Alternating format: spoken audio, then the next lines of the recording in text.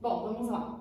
Para a gente entender um pouco sobre o processo de urbanização no Brasil, a gente tem que entender aqui esses três conceitos em que eles estão totalmente interligados. Então, o que seria o êxodo rural? O êxodo rural é a saída em massa da população do campo para a cidade. A gente começa a perceber a saída em massa da população do campo para a cidade aqui no Brasil a partir de 1970, quando a gente tem de fato uma maior quantidade de pessoas que elas moram no meio urbano e não no meio rural, certo? E o que se deu esse êxodo rural? Esse êxodo rural ele foi impulsionado principalmente pela industrialização. Tá, então vamos tentar entender um pouco sobre a industrialização no Brasil. A industrialização no Brasil, ela foi uma industrialização muito tardia. Ela começa a ocorrer a partir da década de 30.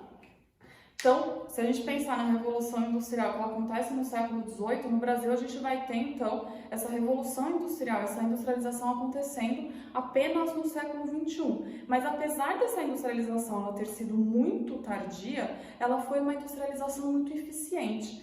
Por quê? Quem veio aplicar essa industrialização aqui no nosso país foram os europeus. Os europeus que já sabiam, já entendiam dessas técnicas, certo? Então, todas as técnicas que a gente implementou aqui no nosso país foram técnicas implementadas pelos europeus que já aplicavam aí essa industrialização há praticamente 2 séculos. Então, a gente tem que entender que mesmo tendo sido uma industrialização muito tardia, ela foi uma industrialização muito eficiente. Os nossos produtos, eles eram comparados similares ou até melhores que os produtos europeus, certo? Então, o que faz a chegada de muita indústria aqui no nosso território? A chegada de muita indústria no nosso território faz com que a gente precise ter uma mão de obra para trabalhar. Então é aí que a gente começa a ter então esse êxodo rural. As pessoas do nosso país, que antes era um país muito rural, praticamente um país de 70% a 80% rural, que a gente vivia aí do setor primário, a gente passa a ter uma grande quantidade de mão de obra e de empregos oferecidos para o setor secundário, para a industrialização. Então, muita gente acaba saindo do campo, indo para a cidade, aí a gente vê a questão da urbanização, certo? Urbanização tem a ver com o meio urbano. Se vocês depois olharem nos slides, eu fui colocando os conceitos aí bem mastigadinhos do que é o rural, do que é o urbano, para a gente entender mais ou menos esse processo. Então, a partir da década de 30, que eu tenho a implementação das indústrias no meu território, que eu tenho o êxodo rural, em 1970, então, esse êxodo rural ele ganha muita força e a gente começa a ter uma população muito mais urbana do que uma população rural. O que isso significa? O que significa a gente ter uma população muito mais urbana? Primeiro, aqui no Brasil a gente sabe que a gente tem uma segregação socioespacial muito grande. Então, muita gente que vinha principalmente da região norte, da região nordeste, para trabalhar na industrialização que aconteceu na região sudeste, eram pessoas em que elas não tinham condições de morar próximo às indústrias. Então, essas pessoas, elas acabavam morando em pontos mais distantes da cidade, e normalmente em moradias muito precárias. Então, é aí que a gente começa a ter, então, o surgimento das favelas, o surgimento dos cortiços, que eram locais mais baratos e são locais segregados para que essa população não pudesse morar, já que você morar nos grandes centros urbanos, isso acontece até hoje, é um valor muito elevado. E essa população que vinha trabalhar nas indústrias não tinham ou um preparo financeiro para isso, ou muitas vezes eles não tinham uma mão de obra qualificada para trabalhar nas indústrias. Então eles acabavam não tendo emprego. Então, foi aí que a gente começa a ter o primeiro surgimento das favelas. Então, quais são as principais características dessa urbanização? Então, eu sei que foi uma urbanização muito intensa e, principalmente, sem planejamento. Por que sem planejamento? O que seriam cidades planejadas, cidades não planejadas?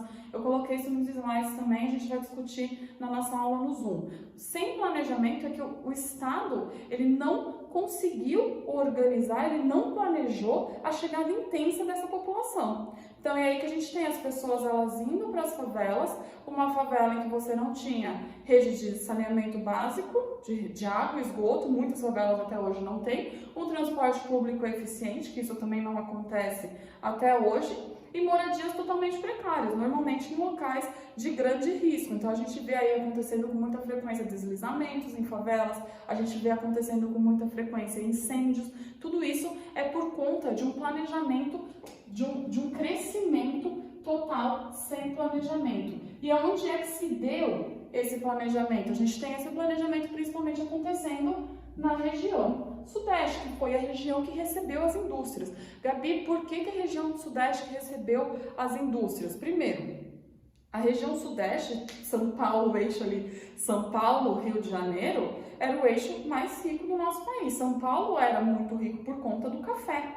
E Rio de Janeiro, a gente tem aí um porto, uma saída litorânea, e era uma cidade que também era a capital do nosso país. Então isso também fez com que muita gente, com que a industrialização também acontecesse nessa região. E aí quando a gente tem o fim do café, quem tem dinheiro para investir nessas indústrias, para trazer essas indústrias, para trazer esses europeus, essas técnicas, para implementar isso no nosso território, são os grandes barões de café. Então, esses grandes barões de café, eles moravam aonde? Principalmente na cidade de São Paulo e na cidade de Rio de Janeiro, certo? Do Rio de Janeiro, não de Rio de Janeiro, não faz sentido. Na cidade do Rio de Janeiro, tranquilo? Então tá, então eu já sei que esses grandes barões de café, eles se concentravam principalmente lá nas regiões que até hoje são as regiões mais caras de São Paulo, a Avenida Paulista, por exemplo. Na Avenida Paulista, onde tinha ali os casarões, hoje é muito difícil, foi tomado ali por prédios, mas até hoje é o metro quadrado mais caro ali da região. Então as pessoas que vinham para trabalhar, elas não tinham condições de morar na Avenida Paulista. Então elas iam para locais mais distantes, que a gente vê aí a formação, inclusive, de favelas no meio da cidade.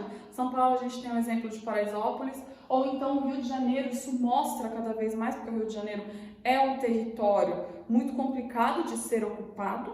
A gente vê uma região litorânea muito complicada de ocupação, e aí a gente vê cada vez mais os morros sendo tomados por essas ocupações irregulares, ou que o IBGE chama de aglomerados subnormais. Tranquilo? Então aqui, ó, problemas que a gente enfrenta com a urbanização até hoje. Um crescimento totalmente desordenado. A gente vê aqui, quando você vai para São Paulo, a gente vê do lado direito, já lá quase chegando em Guarulhos, as favelas crescendo cada vez mais. Então, de novo, as pessoas cada vez mais se distanciando dos centros, porque agora também as favelas que existem no centro, elas estão tomadas, os poucos territórios disponíveis ali já estão praticamente tomados. Então as pessoas elas têm que cada vez mais se distanciando. Então a gente vê que esse problema desordenado, esse crescimento desordenado, ele continua acontecendo mesmo depois aí do grande êxodo rural em 1970. Eu tenho uma segregação socioespacial.